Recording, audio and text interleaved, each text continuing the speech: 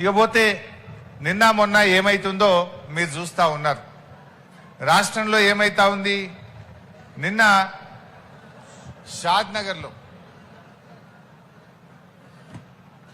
ఒక సైకో రాజ్ కుమార్ అనే ఒక సైకో ముగ్గురు పిల్లల్ని ముగ్గురు పెద్దవాళ్ళను 6గురిని గొంతు కోసి చంపిండు. ఎంత బాధ అనిపిస్తుంది. అందులో ఇంకా బాధ కలిగేది ఏంటంటే 7గురు కుటుంబ సభ్యుల్లో ఒక్కరు మిగిలిపోయింది. ఆ ఒక్కరంటే ఒక అమ్మాయి, పాపం చిన్న పిల్ల, చెవులు వినబడవు, మాటలు రావు, కాళ్ళు లేవు. ఆ అమ్మాయి పరిస్థితి ఏమైతుంది ఒక్కసారి ఆలోచించండి. ఇంతకాలం వీళ్ళే ఆ అమ్మాయికి నోట్లో కలిపి అన్నం పెట్టిండ్రు, ఆ అమ్మాయిని బాత్రూమ్ తీసుకుపోయిండ్రు, ఆ అమ్మాయికి స్నానం చేయించిండ్రు, ఆ అమ్మాయికి బట్టలు వేపించిండ్రు. ఇప్పుడు ఆ సైకోగాడు ఆ పిల్లని ఒక్కదాన్ని ఇచ్చిపెట్టి మొత్తం 6గురిని చంపిండు. ఎంత బాధ. ఇది పూర్తిగా రేవంత్ రెడ్డి వైఫల్యం. పోలీసు వాళ్ళు చేయాల్సిన పని చేస్తలేరు. పోలీసు వాళ్ళని రాజకీయాలకు బీఆర్ఎస్ పార్టీ ఎవడన్నా చిన్న ట్వీట్ పెడితే వాని మీద సాయంత్రం కల్లా కేసు పెడుతున్నారు, పట్టుకపోతున్నారు. మరి ఈ సైకో రాజ్ కుమారు అమ్మాయిని రేప్ చేసినాడు. మైనర్ అమ్మాయిని రేప్ చేస్తే 45 రోజుల పాటు పోలీసు వాళ్ళు ఎందుకు అరెస్ట్ చేయలేదు? 45 రోజుల పాటు మీరు అరెస్ట్ చేసి పోక్సో చట్టం కింద వారిని జైలుకు పంపితే ఇవాళ ఈ 6గురు ప్రాణాలు కాపాడబడేవాళ్ళు కదా. రేవంత్ రెడ్డి వచ్చినాక ఇలా ఆడపిల్లలున్న తల్లిదండ్రులు భయపడే పరిస్థితి ఏర్పడ్డది. పోక్సో కేసులో ఒక నిందితుడిని కాంగ్రెస్ పార్టీ నాయకుడు, రేవంత్ రెడ్డికి సన్నిహితుడు, ఒక మార్కెట్ కమిటీ చైర్మన్ 20 లక్షల రూపాయలు లంచం తీసుకొని వారిని అరెస్ట్ కాకుండా ఒక రేపిస్ట్ ను కాపాడింది కాంగ్రెస్ ప్రభుత్వం. ఒక రేపిస్ట్ ను కాపాడింది. పోలీసు వాళ్ళు ఆ రేపు చేసినంత కూర్చొని మందు తాగింది.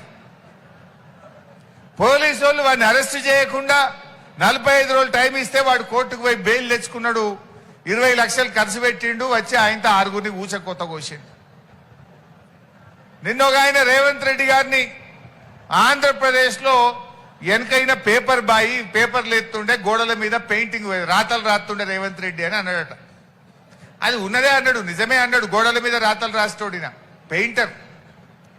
అరే నేను ముఖ్యమంత్రిని, నన్ను పెయింటర్ అంటే వాడిని పోలీసు వాళ్ళు పోయి పట్టుకొచ్చి లోపలేసి పరిశ్రమ.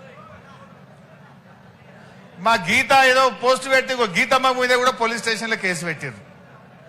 నల్లబాలు అని పటాన్చెర్లు ఉంటాడు.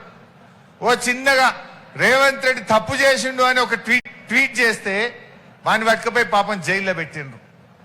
మరి రేపు చేసిన మాత్రం మంద అవుతురు పోలీసు వాళ్ళు కూర్చొని. ఇది రేవంత్ పాలన.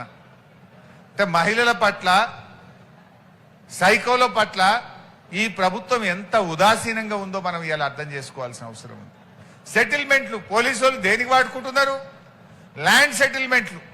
ఇందాక రాంగ భూపాల్ రెడ్డి అంటుండే మా దగ్గర కూడా నారాయణకెళ్ళ సెటిల్మెంట్లు బాగా అయిపోయినాయి అన్న. ఒకటే పోలీసు వాళ్ళు ఓవుడు మామూలు వసూలు చేసుకుంట. సెటిల్మెంట్లు పెరిగిపోయినాయి.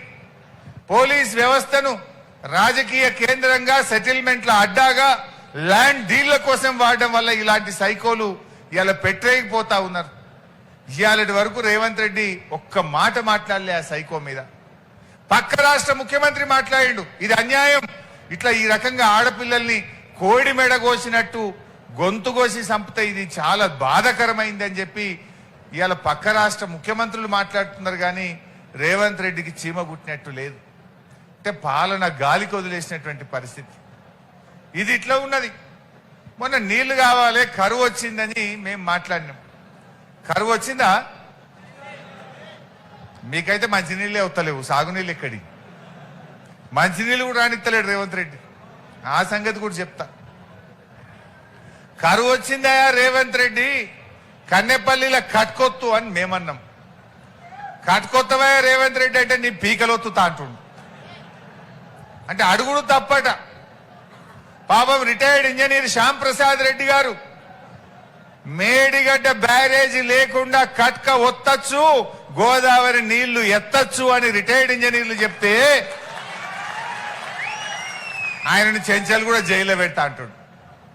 ఇదా ఒక ముఖ్యమంత్రి చేయాల్సిన పని? సరే మేం చెప్తే రాజకీయం అంటివి.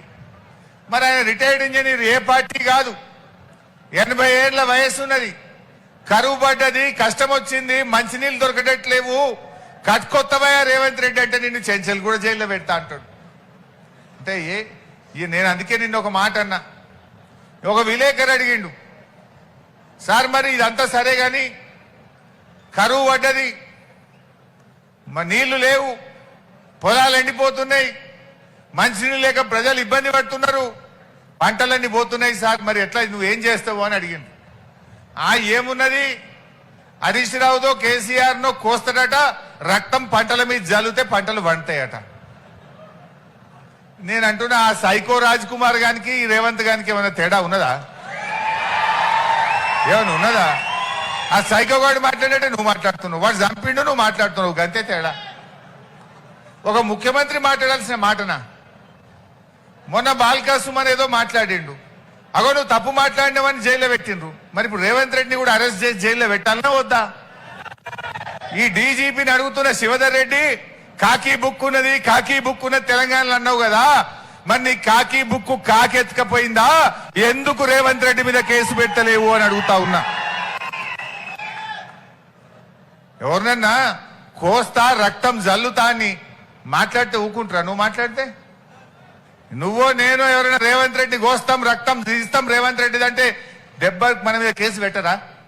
మరి ఇవాళ రేవంత్ రెడ్డి ఈ రకంగా మాట్లాడితే అన్ని టీవీల్లో లైవ్ వస్తే రాష్ట్ర పోలీసులు ఏమన్నా కళ్ళు మూసుకుంటున్నారా?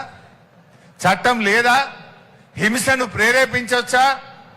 ఏ వ్యక్తి అయినా సరే హింసను ప్రేరేపిస్తే,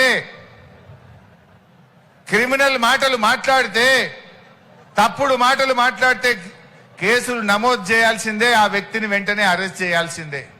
ముఖ్యమంత్రికో న్యాయం, నారాయణ ఖేడ్లోని సామాన్య రైతుకు ఒక న్యాయం ఉండదు. అది ఎవరైనా అందరికీ ఒకే న్యాయం. మా గీతమ్మ ట్వీట్ పెడితేనే నువ్వు పోలీసు వాళ్ళని తోలినావు, మరి నువ్వు అడ్డగోలుగా ఓపెన్ గానే మాట్లాడుతున్నావు కదా, మరి నీ మీద ఎందుకు కేసు పెట్టద్దు? గీతమ్మకో న్యాయం, రేవంత్ రెడ్డికో న్యాయం ఉంటుందా?